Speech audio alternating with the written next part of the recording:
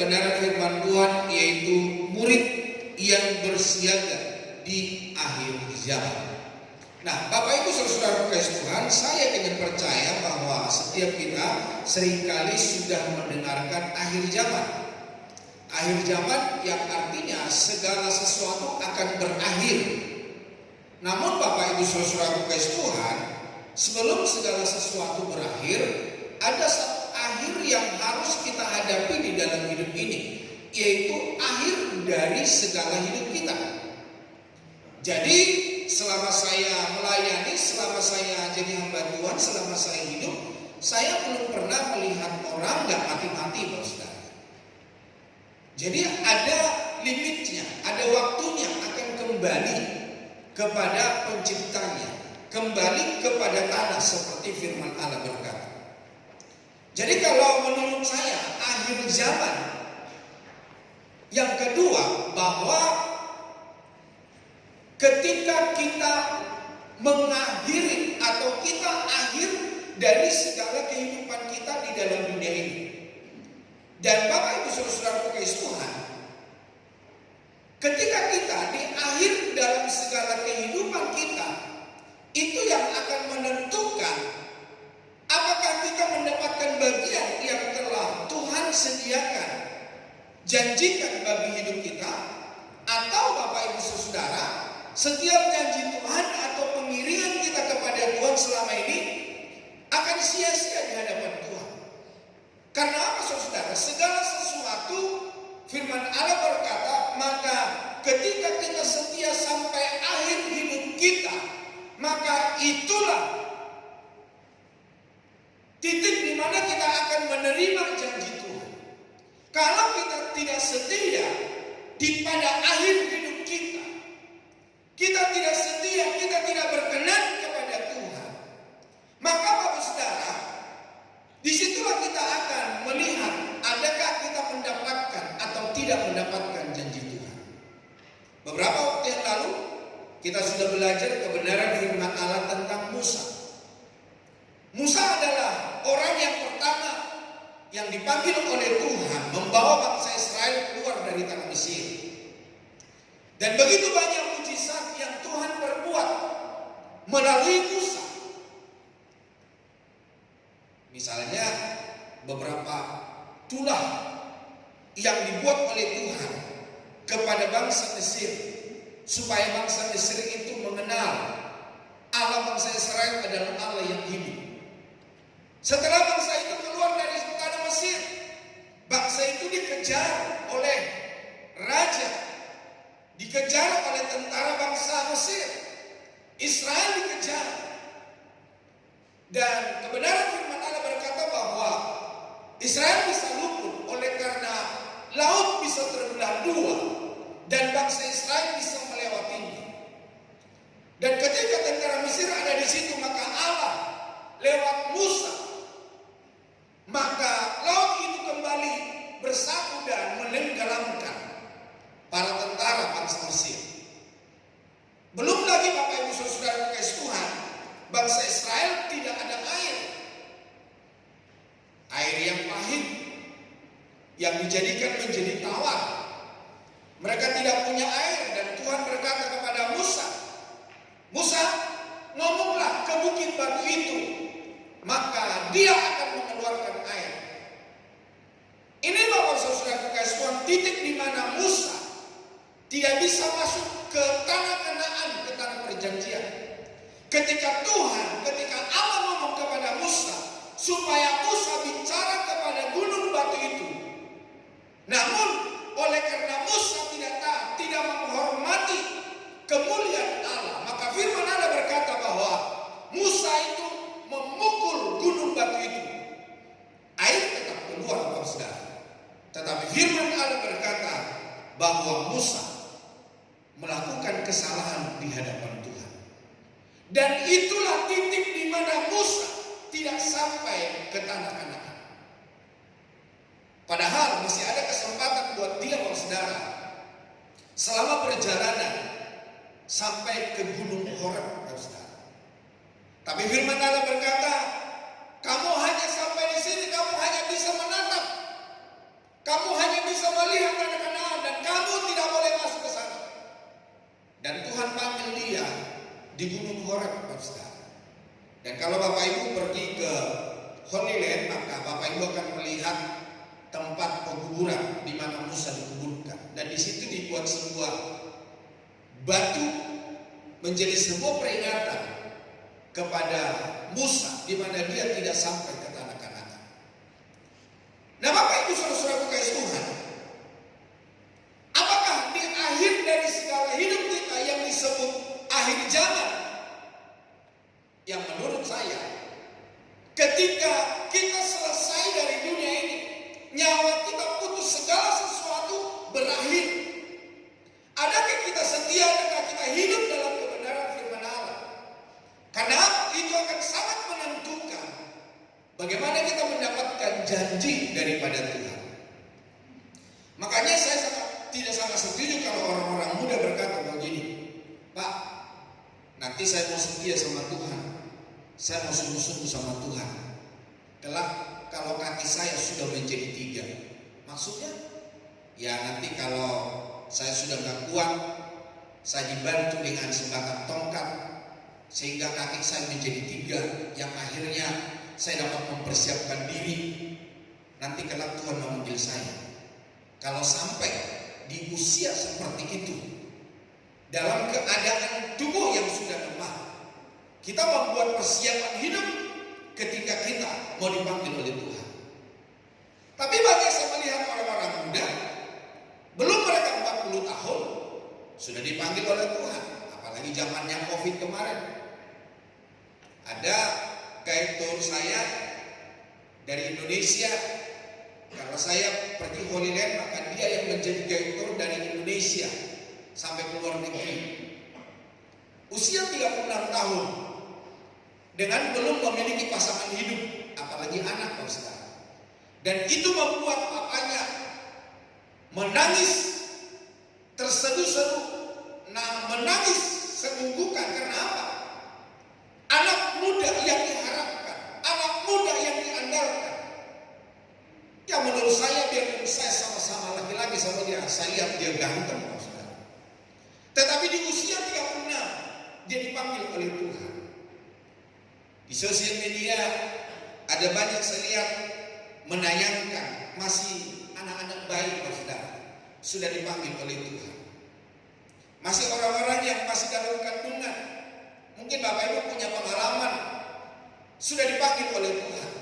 Jadi artinya begini, kita tidak bisa menentukan kapan kita akan meninggalkan dunia ini, akhir zaman secara pribadi di dalam hidup kita. Kita tidak bisa menentukan. Namun seringkali saya berkata, hidup kita di dalam dunia ini seperti kita ngantri di ATM. Kita akan mendapat bagian kapan kita akan sampai ke ATM. Apakah kita jadi nomor 1? Apakah kita nomor paling belakang? Tidak ada yang tahu, saudara. Di antara kita saya tidak tahu siapa nomor 1 di antara kita. Coba lihat dulu kiri kanannya, jangan-jangan dia nomor 1 di antara kita pagi hari ini. Jangan bilang begini, enggak saya Pak Pendeta, saya masih muda. Oh, belum tentu, Pak. Oke, kita sepakat, saya nomor 1 di antara kita. Bilang kiri kanannya, jangan-jangan kamu yang nomor 2 bilang. Gak ada yang mau juga. Kalau bukan kita ditinggalkan, maka kita akan meninggalkan. Siap atau tidak siap? Setuju atau tidak setuju? Akhir zaman secara pribadi tentu akan datang menimpa setiap orang. Kita akan melihat di dalam 1 Tesalonika pasal 4 ayat yang ke-13 sampai 18. 1 Tesalonika pasal 4 ayat 13 sampai 18. Jika sudah ketemu, mari kita sama-sama baca bersama. 1 Tesalonika 4 ayat 13. Mulai 2-3. Selanjutnya kami tidak mau saudara-saudara bahwa kamu tidak mengetahui tentang mereka yang meninggal, supaya kamu jangan berduka cita seperti orang-orang lain yang tidak mempunyai pengharapan. Karena jikalau kita percaya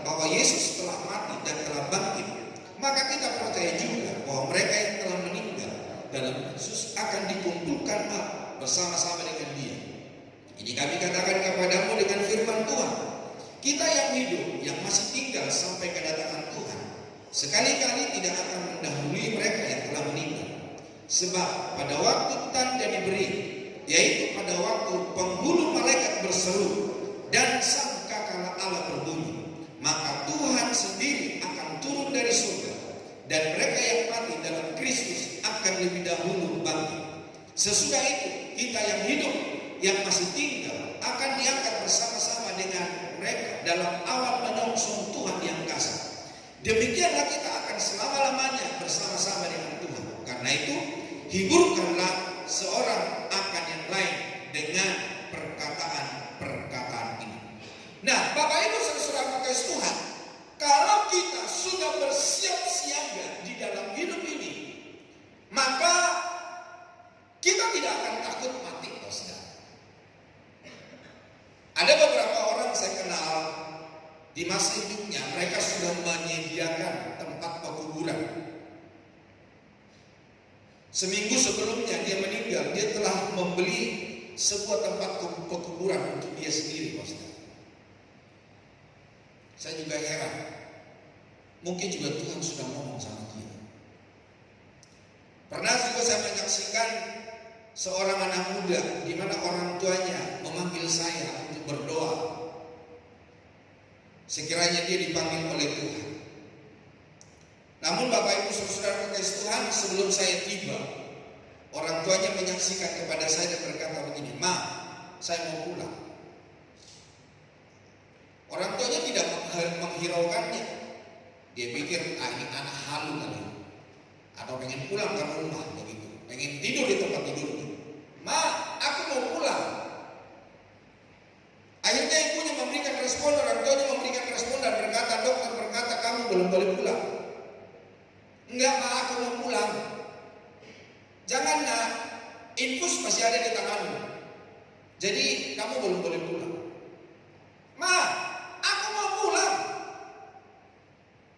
Setelah berkali-kali dia berkata aku mau pulang, dan dia berkata kepada orang tuanya, kepada ibunya, dia berkata begini, "Ma, itu ada kereta kuda emas yang datang untuk menjemput saya.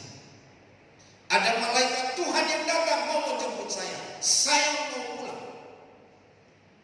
Pulang yang dimaksud pulang ke rumah di mana dia lahir, di mana dia tinggal. Tetapi ibunya berkata pulang kepada penciptanya, kepada Allahnya. Itulah sebabnya Bapak Ibu saudara kasih Tuhan, kita tidak bisa menentukan di umur berapa kita akan kembali ke pangkuan Bapa. Di umur berapa tahun kita akan meninggalkan dunia ini. Tidak ada seorang pun yang tahu dan tidak ada seorang pun yang mengerti rahasia Tuhan. Namun Bapak Ibu saudara, yang penting kita sebagai murid, sebagai orang percaya, bersiaga di akhir zaman dunia ini dan di akhir zaman dalam segala kehidupan kita. Bapak Ibu saudara kasih Tuhan, sikap yang harus dikembangkan oleh murid Kristus di akhir zaman adalah sikap berjaga-jaga. Tuhan Yesus pernah menyampaikan pengajaran ini melalui perumpamaan 5 gadis bijaksana dengan 5 gadis bodoh. Di mana firman Allah berkata ada 5 gadis yang bijaksana selalu menyalakan pelitanya. Bukan hanya itu saja, 5 gadis bijaksana bukan hanya menyalakan pelitanya, tapi dia juga mempersiapkan minyak cadangan. Di mana suatu saat minyaknya telah habis dan mempelai belum datang, dia bisa menambahkan minyak itu dan pelitanya tetap nyala. Tetapi 5 gadis yang bodoh itu dalam firman Allah berkata, mereka tidak punya persiapan. Mereka hanya mengandalkan minyak yang ada di botol di mana yang mereka pakai. Tapi ternyata firman Allah berkata, minyak yang di pelita mereka habis, mempelai belum datang. Namun Bapak Ibu saudara kasih Tuhan, setelah minyak mereka habis, mempelai itu datang. Dan firman Allah berkata, 5 gadis yang bodoh itu meminta belasan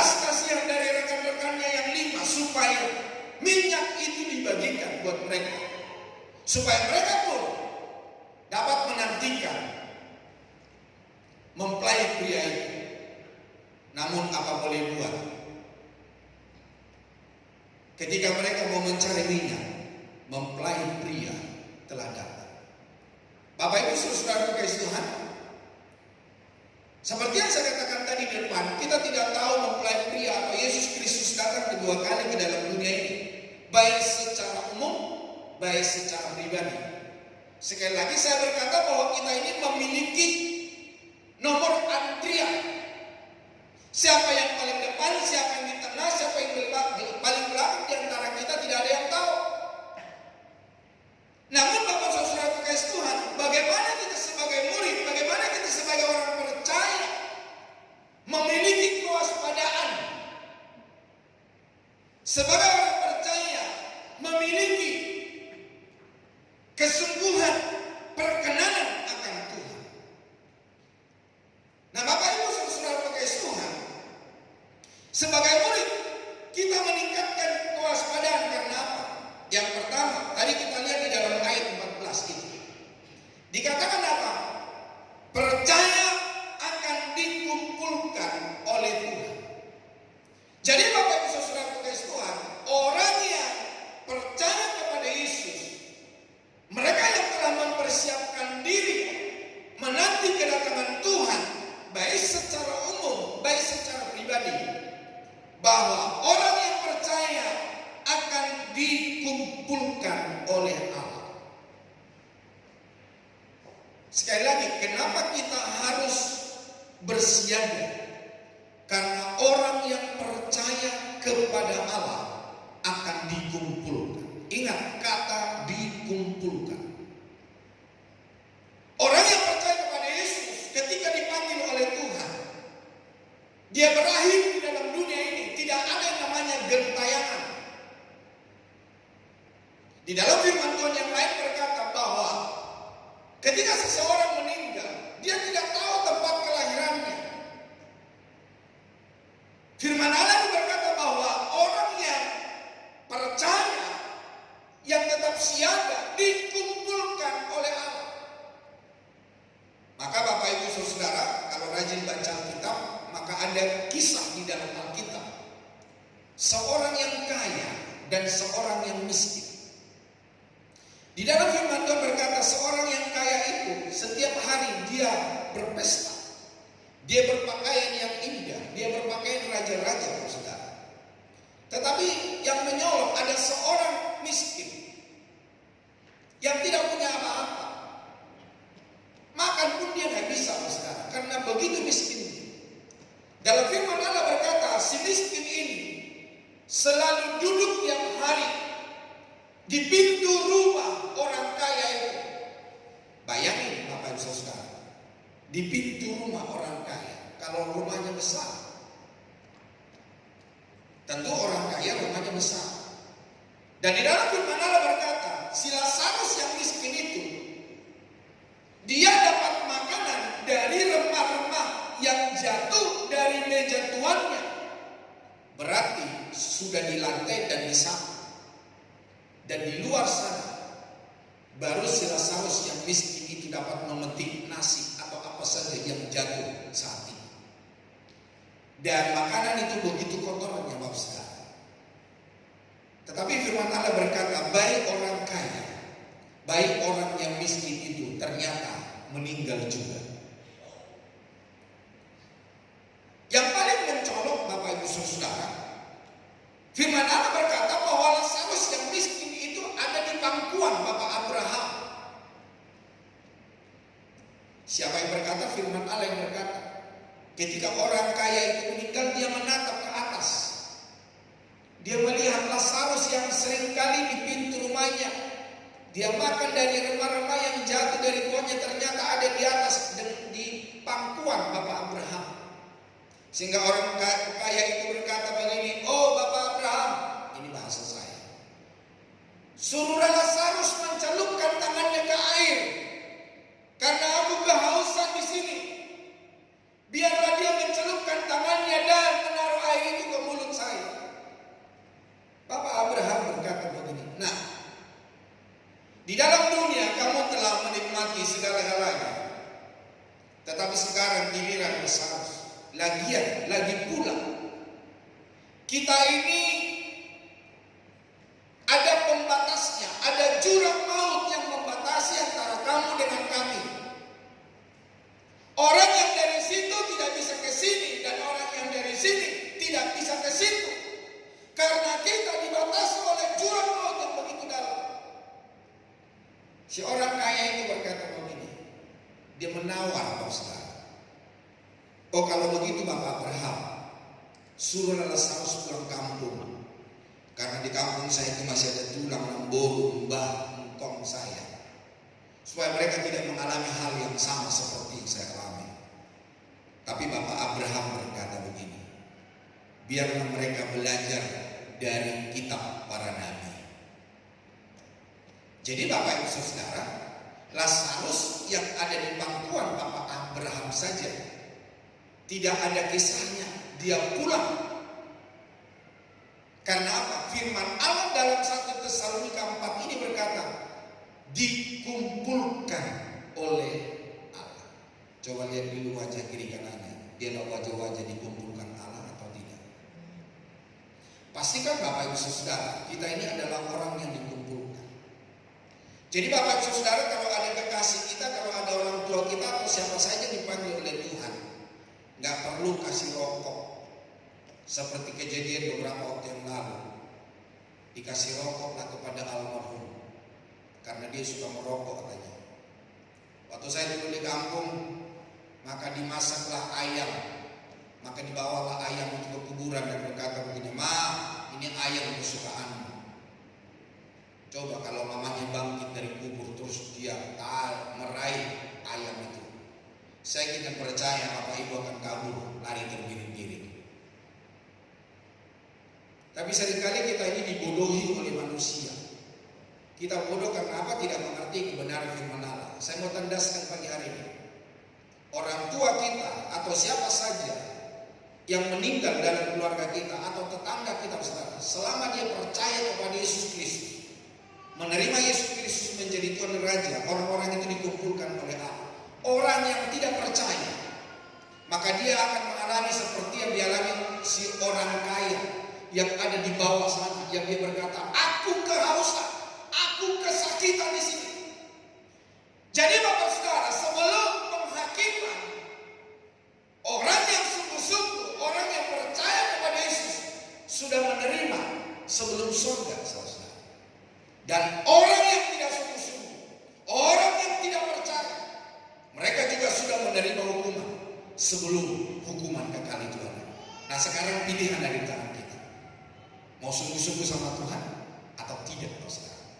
Karena firman Allah jelas berkata di dalam ayat 14, orang yang percaya itu, orang mengenal Tuhan, dikumpulkan oleh Allah. Saya tidak bingung mengenai surga itu ada di mana. Ada orang bermasalahkan di Wahyu berkata, Yerusalem baru akan turun dari surga. Yerusalem baru turun dari surga. Nanti kira-kira turun di mana ya? Apa di IKN? Atau di Pandansari? Atau di mana? Atau di halaman gereja kita? Saya tidak perlu tahu itu turun di mana, saudara. Yang aku tahu, ketika aku sungguh-sungguh dan ketika aku mengenal Allah, firman Allah berkata, Dia mengumpulkanku bersama-sama dengan Bapa di surga. Kita tidak perlu tahu surga itu posisinya letaknya di mana, saudara. Tetapi yang perlu kita tahu bahwa orang yang percaya kepada Yesus, Yesus Kristus yang membawa kita ke sana. Karena kita tidak tahu jalannya kemana. Jalannya hanya ada di dalam Yesus Kristus. Kematian dan kebangkitannya menjadi modal sekaligus jaminan akan kebangkitan setiap orang percaya. Kita telah bersiaga karena keyakinan kuat bahwa Allah akan mengumpulkan bersama-sama dengan Dia mereka yang telah meninggal.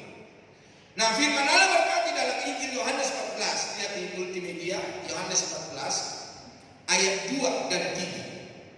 Yesus berkata begini, coba baca bersama. Ayat ayat 2 dan 3. 2, 3. Di rumah Bapakku banyak tempat tinggal. Jika tidak demikian, tentu aku mengatakannya kepadamu. Sebab aku pergi ke situ untuk menyediakan tempat bagimu. Dan apabila aku telah pergi ke situ dan telah menyediakan tempat bagimu, aku akan datang kembali dan membawa kamu ke tempatku, supaya di tempat di mana aku berada, kamu pun berada. Tempat bagimu, bagiku, bagimu, bagi kita semua. Orang yang percaya, orang yang telah mempersiapkan diri, menjaga diri untuk hidup berkenan di hadapan Tuhan, tempat telah disediakan. Jadi kita tidak perlu bingung nanti surga itu di mana, kerajaan Allah itu di mana.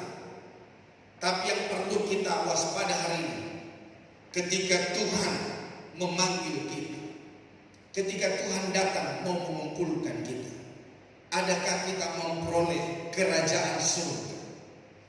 Adakah kita bersama dengan Bapak Abraham ada di pangkuannya? Atau seperti orang kaya yang ada di bawah sana, yang dia kepanasan, yang dia kesakitan, dan dia minta tolong kepada Bapak Abraham supaya Lazarus mencelupkan jarinya ke air dan menaruh ke lidah orang kaya itu. Itu ada pilihan di tangan kita.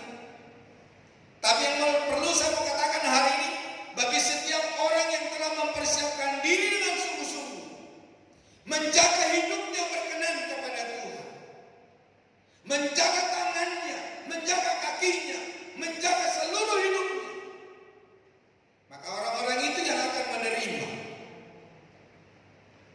apa yang menjadi janji Tuhan. Yang kedua, saudara, di dalam ayat yang ke-16, kenapa kita harus bersiaga? Kenapa kita perlu berjaga-jaga? Selain hanya kita dikumpulkan Allah. Yang kedua, percaya akan dibangkitkan Tuhan di dalam ayat yang ke-16. Jika kita mengalami kematian, maka itu bukan akhir dari segala-galanya. Kematian justru menjadi penanda sebuah kehidupan baru di dalam diri.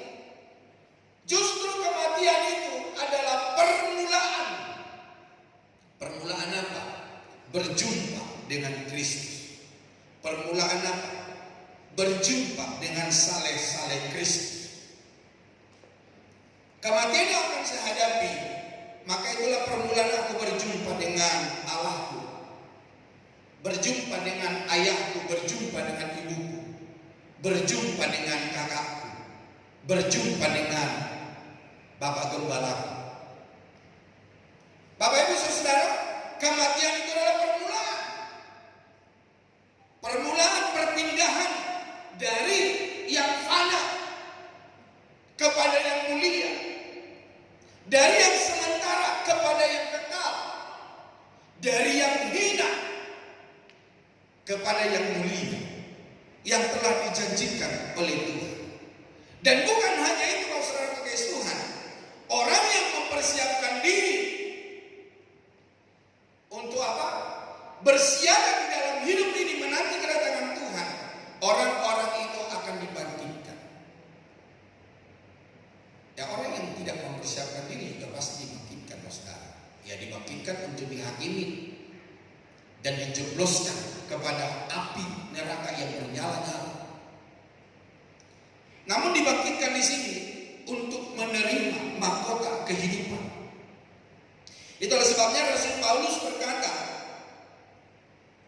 di dalam Filipi pasal yang pertama ayat 21 sampai 22. Di situ dikatakan bahwa mati adalah keuntungan. Kenapa, saudara? Pasti akan dibangkitkan. Pasti akan memperoleh bagian dari kerajaan surga. Itulah sebabnya sekali lagi Bapak Ibu Saudara, mari persiapkan diri. Jangan hidup dengan sembrono. Jangan pakai hidupmu untuk hal-hal yang tidak berkenan di hadapan Tuhan di dalam dunia ini. Tapi sebanyak apapun tantangan dan rintangan yang diperhadapkan bagi kita, marilah kita tetap setia. Marilah kita tetap bergumul, bertanding Karena orang yang menang di dalam pertandingan, mereka lah yang akan menerima mahkota kehidupan. Sebagaimana Rasul Paulus berkata, aku berlari-lari untuk meraih mahkota kehidupan yang Tuhan telah sediakan. Bukan lari di tempat atau lari menengok ke belakang, enggak, tapi berlari untuk meraih. Sekali lagi saudara, kita tidak tahu kita akan meninggalkan dunia ini kapan, tapi hari ini mari kita berlari saudara. Sekali lagi jangan bilang begini, saya masih muda, saya masih sehat, saya masih kuat. Banyak orang yang saya masih sehat, masih kuat. Tapi ketika waktunya sudah tiba, mereka akan dipanggil oleh Tuhan. Orang percaya dibangkitkan bukan untuk dihukum, melainkan untuk menjalani kehidupan kekal bersama dengan Allah. Perpindahan dari yang sementara kepada yang kekal, dari yang fana kepada yang mulia, dari yang hina kepada yang keberkatan. Berjumpa dengan orang-orang yang kita cintai, berjumpa dengan saleh-saleh Kristus. Atau mungkin seperti kita di dalam dunia ketika kita bertemu dengan sahabat kita tos. Saya juga nanti tidak tahu dalam kerajaan surga apakah kita ketika kita ketemu dengan teman lama kita, Bapak Ibu tos dan berkata, ketemu lagi. Atau mungkin Bapak Ibu berkata kepada orang lain, oh puji Tuhan karena engkau, maka aku dalam kerajaan surga. Untuk waktu itu engkau memberikan waktumu untuk menginjili saya sehingga saya ada di dalam kerajaan surga hari ini. Jadi Bapak Ibu Saudara kekasih Tuhan, orang-orang yang percaya dibangkitkan untuk menerima janji daripada Allah, yaitu hidup yang kekal. Sedangkan orang yang tidak sungguh-sungguh, orang tidak percaya, maka mereka juga akan dibangkitkan untuk dihakimi dan memperoleh bagian, yaitu siksaan api neraka. Berbahagialah orang yang setia sampai akhir hidupnya. Karena Yesus berkata, ketika aku ada di dalam dunia ini, adakah aku mendapatkan imam di dalam dunia? Ada banyak orang, saudara, tawar hati mengikut Tuhan. Ada banyak orang tawar hati percaya kepada Yesus. Karena begitu banyak tantangan, masalah, persoalan yang dihadapi. Dan ada banyak orang berkata, katanya Tuhan mau datang. Kapan Tuhan datang? Ingat sekali lagi, kedatangan Tuhan secara umum, yaitu yang kedua kali. Tetapi kedatangan Tuhan yang menurut saya secara pribadi, ketika kita dipanggil oleh Tuhan. Kapan saatnya? Tidak ada seorang pun yang tahu. Tiket kita, nomor kita ada di tangan Tuhan hari ini. Bapak Ibu Saudara kekasih Tuhan, yang ketiga, percaya akan dihiburkan Tuhan di dalam ayat yang ke-18. Dikatakan hiburkanlah seorang akan yang lain. Jadi Bapak Ibu Saudara kekasih Tuhan, perpisahan bagi orang yang percaya kepada Kristus bukan perpisahan yang berduka, tetapi perpisahan untuk memperoleh bagian yang telah Tuhan sediakan. Itulah sebabnya di dalam ayat 13 itu dikatakan, supaya kita orang-orang yang percaya kepada Yesus, supaya mengerti kematian orang yang percaya, kematian orang yang sungguh-sungguh, perginya, tempatnya di mana. Memang kita boleh menangis, kita boleh mencucurkan air mata, kita boleh kehilangan saudara. Tetapi percayalah Bapak Ibu Saudara, bahwa orang yang percaya kepada Kristus, yang mempersiapkan dirinya, maka mereka memperoleh bagian, yaitu tadi dikumpulkan oleh Allah. Ada sebuah kebangkitan untuk memperoleh hidup yang kekal. Itulah sebabnya di dalam ayat 18 itu dikatakan, hiburkanlah seorang akan yang lain. Sebagai murid Kristus, kita bersiaga di akhir zaman, karena masa depan yang penuh dengan kepastian. Bukan mudah-mudahan, bukan semoga. Mudah-mudahan itu belum pasti, saudara. Semoga itu ada singkatannya, semoga, semua mogok dan gagal. Jadi nggak pasti juga, saudara. Tetapi di dalam Kristus Yesus, Yohanes 14 ayat 6 berkata, ada yang apa? Akulah jalan, kebenaran dan hidup. Tidak ada seorang pun yang sampai kepada Bapa kalau tidak melalui aku. Kisah Rasul 4 ayat 12 ada yang apa? Dan keselamatan tidak ada atas nama siapapun di kolong langit itu. Di kolong langit ini hanya ada di dalam siapa? Di dalam Dia, Yesus Kristus. Gereja tidak bisa menyelamatkan kita, orang tua tidak bisa menyelamatkan kita. Kita ngekor dengan orang tua, kita ngekor dengan anak-anak, kita ngekor dalam sebuah gereja untuk kita memperoleh keselamatan, tidak bisa. Tapi pribadi kita, di rumah tangga orang tua kita atau anak kita, kita saling mempersiapkan, saling berbagi, saling menguatkan. Di gereja kita diingatkan kembali supaya kita kembali kepada kebenaran Allah. Tapi semua ada keputusan di tangan kita masing-masing. Ketika tiba saatnya Raja di atas segala raja, Yesus datang kedua kali, adakah kita siap? Adakah kita berkenan kepada Tuhan? Meskipun dunia penuh dengan gejolak, tidak jarang menebar ketakutan, namun di dalam Kristus kita memiliki penghiburan yang sejati. Keadaan ini yang akan membuat kita memiliki keberanian menghadapi tantangan dan setiap akhir zaman. Dan setiap akhir zaman karena ada penghiburan di dalam Tuhan. Nah, Bapak Ibu Saudara kekasih Tuhan, ada di dalam kebenaran firman Allah berkata supaya kita tetap waspada. Karena apa saudara? Dunia di mana kita hidup akan diperhadapkan ke berbagai masalah dan persoalan. Di dalam Matius 10 ayat 17 sampai 23. Matius 10 ayat 17 sampai 23.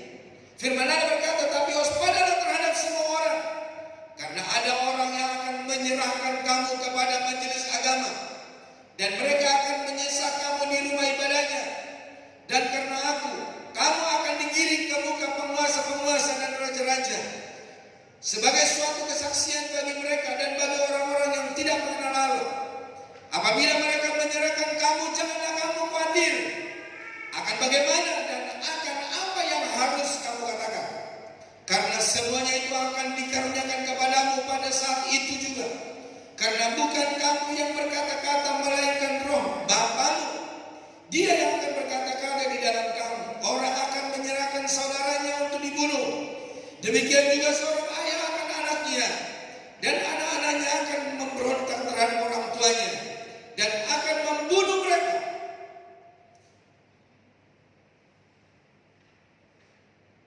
Dan kamu akan dibenci semua orang-orang karena namaku. Tetapi orang yang bertahan sampai pada kesudahannya akan selamat. Apabila mereka menganiaya kamu dalam kota yang satu, lari ke kota yang lain. Karena aku berkata kepadamu, sesungguhnya sebelum kamu selesai mengunjungi kota-kota Israel, Anak Manusia sudah datang. Jadi Bapak Ibu Saudara kekasih Tuhan, ternyata bukan hanya orang lain yang akan menyerahkan kita, yang membunuh kita. Anak bisa membunuh orang tua, orang tua bisa membunuh anak-anak, bisa berkhianat. Jadi Bapak Ibu Saudara kekasih Tuhan, pada akhir zaman tantangan kita bukan hanya dari orang luar saja, tapi dari lingkungan kita, dari rumah tangga kita. Namun Bapak Ibu Saudara kekasih Tuhan, yang perlu kita ketahui dan perlu kita ambil keputusan adalah siap siaga menanti kedatangan Tuhan yang kedua kali. Kapan itu datangnya? Mungkin 1 detik ke depan, mungkin 1 menit ke depan, atau mungkin 1 hari ke depan, atau 1 bulan, 1 tahun, atau masih 10 tahun lagi saudara. Atau mungkin di antara kita masih orang-orang muda hari ini yang belum punya pasangan hidup. Baru nanti ketika punya pasangan hidup dan beranak cucu baru Tuhan datang. Kita juga nggak tahu saudara. Tapi persoalannya, adakah kita bersiap menanti kedatangan Dia yang kedua kali? Adakah kita seperti wanita-wanita bijaksana yang mempersiapkan pelita kita tetap menyala dan ada minyak dibuli-buli sebagai persiapan untuk kita menanti mempelai pria itu? Kiranya pada saat pagi hari membuat kita, saudara, untuk kita tetap setia, untuk membuat kita tetap waspada, untuk membuat kita Supaya di dalam hidup ini kita tidak hidup dengan sembarangan, tetapi kita hidup sesuai dengan kehendak Allah. Tuhan memberkati. Amin. Mari kita datang kepada Tuhan.